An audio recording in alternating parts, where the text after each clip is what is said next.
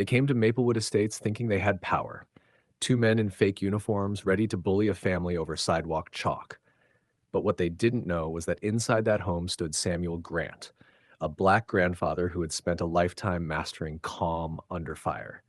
And when they snapped his grandson's fingers, Samuel didn't call for help. He was the help.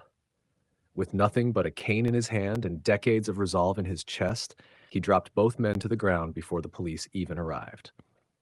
This is the story of how a quiet morning turned into a lesson those imposters and the whole neighborhood would never forget. That morning had been the kind families dream about bottling forever. Bright sun washed over Maplewood Estates' clean sidewalks, the air crisp and alive with birds darting through oak branches. Children's laughter rang down the street, the soundtrack of a neighborhood at peace. In front of Samuel Grant's house, with its flagpole and neat hedges, 8-year-old Malik crouched at the curb. Malik, a young black boy with an imagination too big for screens, wasn't glued to a tablet or television. Instead, chalk dust stained his hands as he dragged bright red lines across the pavement. His tongue poked out in concentration as he sketched his masterpiece, a bold T-Rex with a superhero cape, teeth sharp and eyes blazing. Beside it, in uneven blue letters, Malik scrawled the words, "T-Rex Justice." Danielle Grant peeked out the front door, a smile spreading across her face as she wiped her hands on a dish towel. Burgers sizzled on the backyard grill, and then the SUV came. A matte black vehicle slid into the cul-de-sac like a predator, its engine purring too low, windows tinted too dark. No plates, no hesitation. The truck glided up and stopped square in front of the Grant house. The sight froze Danielle in place. Doors swung open in sync. Two men stepped out, neither looking like neighbors, city workers, or anyone fit for a peaceful street. One was bald and heavyset, boots stomping as if he'd come from a war zone. His black uniform bore bold white letters, HOA Enforcement. The second was lean, wiry, a toothpick lodged in the corner of his mouth, tattoos snaking across his neck. Mirrored shades hid his eyes, but menace hung off him like armor. The two strangers didn't look like police. They didn't look like city employees either. They looked like trouble. The bald man jabbed a finger toward the sidewalk. His voice was low, gravelly, and meant to intimidate. "Is this your property?" Malik Grant looked up, blinking, confused. Chalk dust smeared across his brown fingers. "I'm just drawing a dinosaur," Malik said softly, holding up the red stick of chalk. The wiry man sneered. His mirrored shades reflected nothing but blank sky. "This is public property. Graffiti is a crime." Danielle Grant flung the front door wider. Her voice rang sharp. "Excuse me, he's a child. That's sidewalk chalk. He's not hurting anyone." But the bald one didn't blink. "We've had reports of vandalism, HOA Code 47B. This is an official warning." Danielle's jaw clenched. "There's no such." She didn't get to finish. The younger enforcer moved in fast, his hand clamping around Malik's wrist. "No," Danielle screamed, bolting from the porch, barefoot feet slapping against hot pavement. "Let him go." The bald one shoved into her path, his arm locking across her chest and forcing her back with brute force. The move wasn't restraint, it was aggression. Danielle stumbled, choking back tears of panic. Shadow exploded from the porch, barking, chain rattling as he lunged against his collar. And then it happened. The sound was unmistakable, sharp, wrong. The kind of noise that made the world stop. Malik's small fingers snapped under the wiry man's grip. The boy's cry tore through the street, a raw, piercing sound that made even neighbors freeze mid-step. The wiry man let Malik go, and Danielle clutched her son like she was holding him together with her bare hands. Malik whimpered. His broken fingers curled against his chest, his face pressed into his mother's shoulder.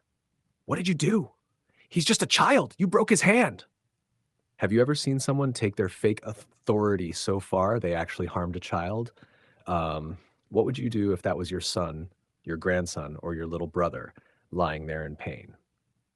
Before we go further, what city or country are you watching from right now? Drop it in the comments. We love seeing where our viewers are tuning in from. And if you believe no child should ever have his fingers broken for something as innocent as sidewalk chalk, smash that like button and subscribe to Story Arc, because every family deserves safety on their own street. The bald man stayed stone-faced. "Back away, ma'am. This is official HOA business." But from inside the house, behind a curtain, someone had been watching all along. Samuel Grant. 72 years old, a black grandfather, a decorated veteran, a man who had seen chaos and cruelty across the globe. In war, he had watched soldiers break and truths forced into the open. But this was worse because this wasn't some battlefield. This was home. Samuel moved with precision. He opened the closet, reached for the cane, not an ordinary one. Tungsten core, custom grip, a soldier's gift. He stepped outside onto the porch, silent, focused. But the bald enforcer wasn't finished. He stepped forward, puffing out his chest, his face tightening into a snarl. "That's it, you're interfering with official?" He didn't get to finish. Samuel moved, not like an elderly man weighed down by age, but like a shadow trained by years of discipline. In an instant, the tungsten cane cracked down across the bald man's knee with a sound that carried through the cul-de-sac, an audible pop that sent shivers up spines. The man screamed, his body collapsing sideways into the grass like dead weight. Neighbors gasped. Someone shrieked. More phones went up, recording. The wiry man cursed, scrambling to pull something. Pepper spray, maybe, or just instinct clawing for control. But Samuel was already there. He pivoted, the cane arcing in a blur, slamming across the man's wrist. A sharp yelp, the object clattered to the ground, and he dropped to one knee, stunned. Samuel didn't stop. A shift of weight, a twist of his hips, and he drove his own knee into the wiry man's sternum. The breath shot out of him in a choked cough as Samuel forced him face first into the sidewalk. The cane pinned him between the shoulder blades, holding him down with brutal efficiency. There was no wasted motion, no wild strikes, just precision, violence controlled and exact. "You're going to want to stay down," Samuel muttered, his tone still steady, not raised. "You're about to be internet famous."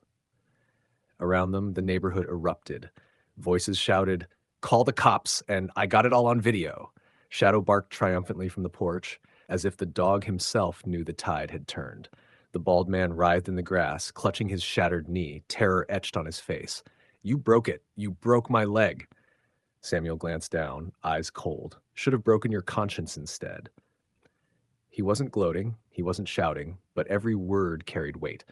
A grandfather's judgment after seeing his black grandson brutalized for chalk on a sidewalk. The cul-de-sac was alive now. Neighbors yelling, phones recording from every angle, children pulled close to their parents. Some streamed live, others whispered frantically into their phones, updating family inside their houses. No one moved to help the two men on the ground. Everyone knew who the real threat was. The wiry man wheezed into the pavement, pinned by Samuel Grant's cane. The bald man moaned in the grass, cradling his ruined leg, his face twisted in pain. The sound of sirens cut through the air, closer with every second. Danielle sat trembling on the lawn, Malik still in her arms, rocking him gently as he whimpered. She kissed the top of his head, whispering soft words through tears. His small hand, broken and swollen, was cradled against her chest. Then the first cruiser screeched to a stop, red and blue lights flashing across every front-facing window on the street. Officers spilled out with weapons drawn, scanning the scene. Samuel didn't move quickly. He released pressure from the wiry man's back, stepped away slowly, and raised both hands with the cane visible in one of them. Calm. Deliberate. The posture of someone who had nothing to hide. Neighbors surged forward, shouting over one another. They broke his hand for chalk. "They're fake. Look at the uniforms." He saved them. Phones were thrust into officers' hands, shaky footage already queued up. One officer knelt beside Malik, Danielle clutching him tight. A glance at the boy's mangled fingers was enough. Paramedics were called instantly. Another officer crouched over the bald man, yanking a laminated card from his vest. He held it to the light, scowling. No badge number, no expiration, no issuer. The truth was undeniable.